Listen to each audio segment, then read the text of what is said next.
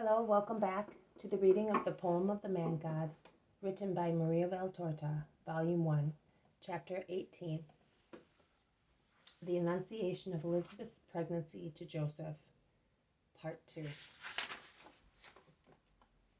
The conversation between Mary and Joseph continues.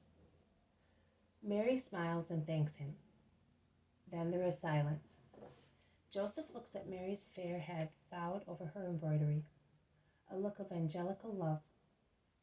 Certainly, if an angel were to love a woman with the love of a husband, he would look at her thus.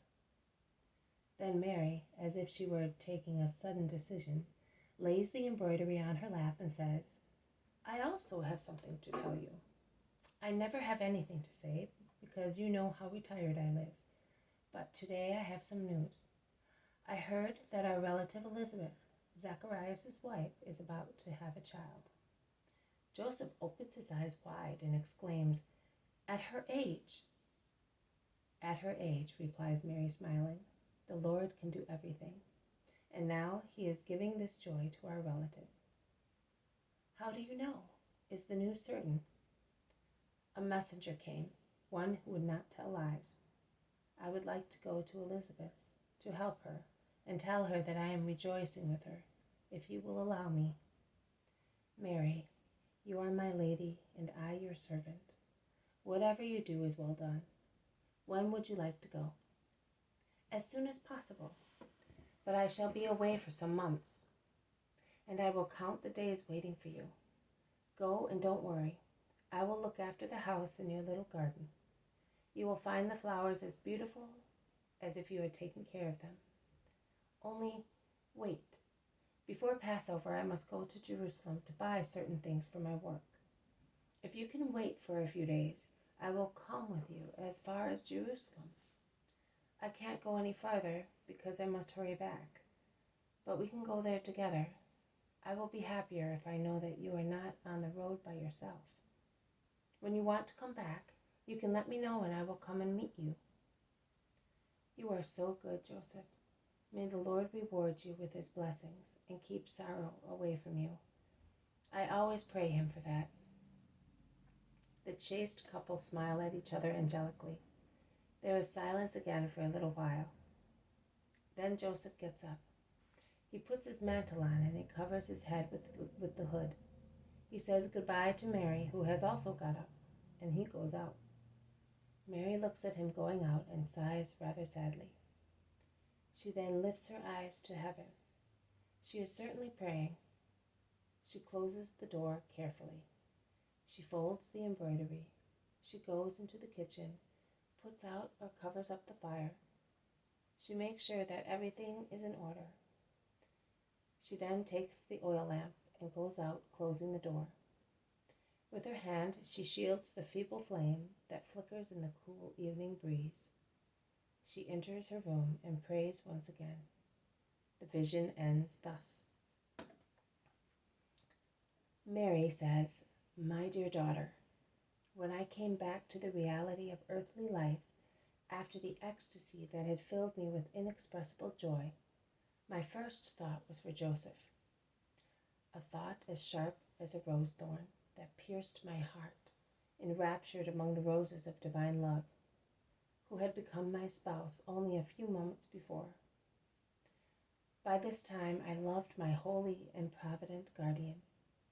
Since the time when, by the will of God, manifested to me by the word of a priest, I had become married to Joseph, I had the possibility of knowing and appreciating the holiness of that just man. When I became united to him, my dismay at being an orphan disappeared, and I no longer regretted the lost retreat of the temple. He was as sweet as my deceased father. With him I felt as safe as with a priest. All perplexity had disappeared. Nay, it had been forgotten. So far it was from my virginal heart. I had, in fact, understood that there was no reason whatsoever for hesitation or fear with regard to Joseph. My virginity entrusted to Joseph was safer than a child in his mother's arms. But how, now, How could I tell him that I was a mother? I endeavored to find suitable words to give him the news, a difficult task, as I did not want to boast of God's gift. And on the other hand, there is no way of justifying my maternity without saying, "The Lord has loved me amongst all women and has made me his servant, his bride." Neither did I wish to deceive him by concealing my condition from him. And while I was praying, the Spirit of whom I was full said to me, "Be silent. Entrust me with the task of justifying you with your spouse." When? How? I did not ask. I had always relied upon God, and I had always allowed myself to be led by him exactly as a flower is led away by running water. The Eternal Father had never abandoned me without his help. His hand had always supported, protected, and guided me so far. It would do so also now. Oh, my daughter, how beautiful and comforting is faith in our eternal good God. He holds us in his arms as in a cradle. Like a boat, he steers us into the bright harbor of goodness. He warms our hearts, comforts, and nourishes us. He bestows rest and happiness, light and guidance on us. Reliance in God is everything, and God grants everything to those who trust in him. He gives himself. That evening, I elevated to perfection my reliance as a creature. Now I was able to do so because God was in me. Before, I had the confidence of a poor creature, such as I was, a mere nothing, even if I was so much loved as to be the faultless one. But now I had a divine confidence, because God was mine, my spouse, my son. Oh, joy, to be one with God, not for my own glory, but to love him with a total union and say to him, "You, only you are in me. Please assist me with your divine perfection in everything I do." If he had not said to me, "Be silent," I would probably have dared to say to Joseph, with my face bowed to the ground, "The Spirit has penetrated me, and now the embryo of God is in me." And he would have believed me, because he held me in high esteem, and because, like those who never lie, he could not believe that others lied. Yes, to avoid hurting his feelings in future, I would have to overcome my reluctance to praise myself. But I obeyed the divine command, and for months after that moment, I felt the first wound pierce my heart. It was the first pain in my destiny of co-redeemer. I offered and suffered it in atonement, and to give you a guidance for similar circumstances in life when it is necessary to suffer in silence for an event that casts a bad light on you in relation to those who love you.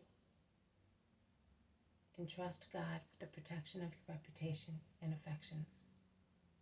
If you deserve God's protection with a holy life, you can proceed safely. Even if the whole world is against you, he will defend you with regard to those who love you and will cause the truth to be known. Now rest, my dear, and be more and more my dear daughter. This has been a reading from the poem of the Man God, written by Maria Valtorta, Volume 1, Chapter 18, The Annunciation of Elizabeth's Pregnancy to Joseph, Part 2. Thank you for listening. I'll see you tomorrow. May God be with you, and may peace be with you.